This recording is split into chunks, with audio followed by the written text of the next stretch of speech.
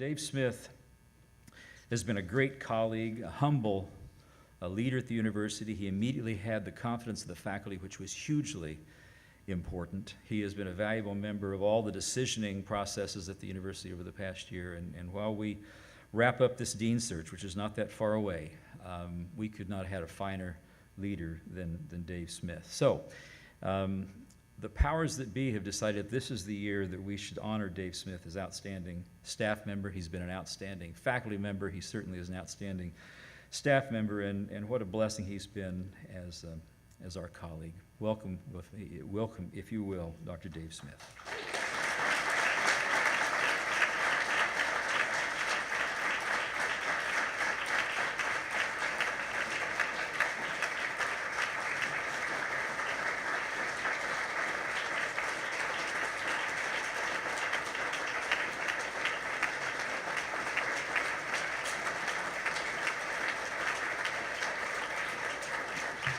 Please sit down. Thank you.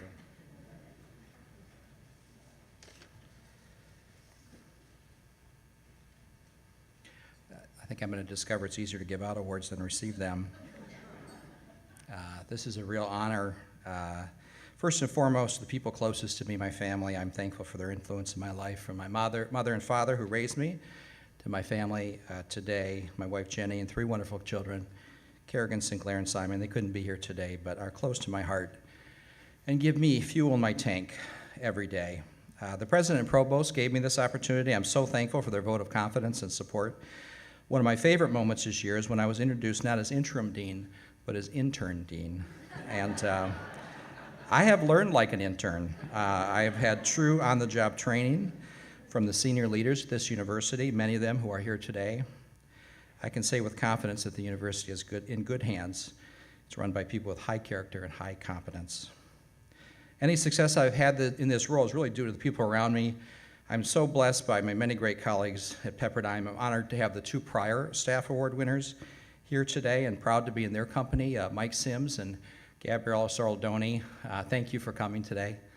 I'm honored to have won this award that you were prior recipients of. The numbers of people who I've relied on for mentorship and support at Pepperdine are really too numerous to mention, but I am really especially thankful this year for my leadership team who stuck with me, Chris Bauman, John Paglia, Michael Williams, John Mooney, and Gary Mangiafico. My partner in crime, Ann McGinn, supports me on a daily basis and is really due a lot of credit, and those who know Ann know that that's the case. All the special guests I invited came. I thank you so much for coming today to support me. I thank God daily for the people he has placed in my life. To the Graziadio family, Stephen, Alita, Lewis, thank you. I was blessed to have met and known your father, but even as the years pass, since his passing, I feel like I know him better this year, given all the time I've been able to spend with you this year and learn more about him and his legacy. I came in 1997, soon after your dad's endowment gift. That investment led to our AACSB accreditation run-up, and I was hired during that time. So simply put, I would not be here without your father, so I'm very thankful for that. I do want to end with a quick story. As many of you know, my wife and I decided to raise chickens about 3 years ago. We raised them for their eggs, and perhaps for the novelty of being able to do something that is in stark contrast to our professional lives. We started with 21, we have 6 now, so we're not particularly good at it. Although the rate of decline is slowing, at least we're getting better at it. Yeah, you've heard that chickens have a pecking order. And I didn't grow up on a farm, so I had to learn these things along the way. Basically, it's part of the chicken society. The dominant chickens get first dibs at the chicken feed, and the others must wait. Recently, the chicken at the bottom of our pecking order became ill. Unfortunately, as part of chicken society, if a chicken is deemed to have gotten sick or wounded, the other chickens turn on that chicken and will literally henpeck them and could do it to their demise. This can happen, but I was able to intervene for this poor chicken's sake before this bloody massacre played out. And I spent some time trying to nurse this poor chicken back to health. I separated it from the flock. I would feed it separately. Along the way, I asked myself, what is it that God is trying to teach me in this particular moment. And there was times when I thought to myself, I don't think there is a lesson here for me.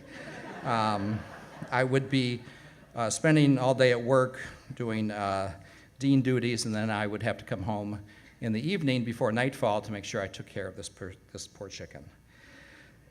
This story doesn't have a happy ending, I would like to tell you, because I was able to nurse the chicken back to health, but as it turns out, the chicken society would not accept it back in its particular audience. So my good friend John Mooney helped me out, resolved the situation. He grew up on a farm. He did so in a humane manner. So it doesn't have a happy ending. However, I think I may have learned my lesson out of this. And what my lesson is, I've decided, is I'm very thankful that Pepperdine doesn't have a pecking order. And on a more serious note, I'm inspired by the students that we honor today.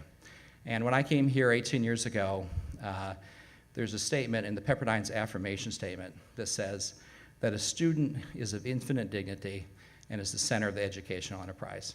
And I'm glad at Pepperdine that we honor students in a significant way. We don't always hit home runs. We make misses on occasion, but we do our best to uphold them and make them the center of what we do. So I want to thank all the students for inspiring me in my work, and I thank you all for this honor. Thank you.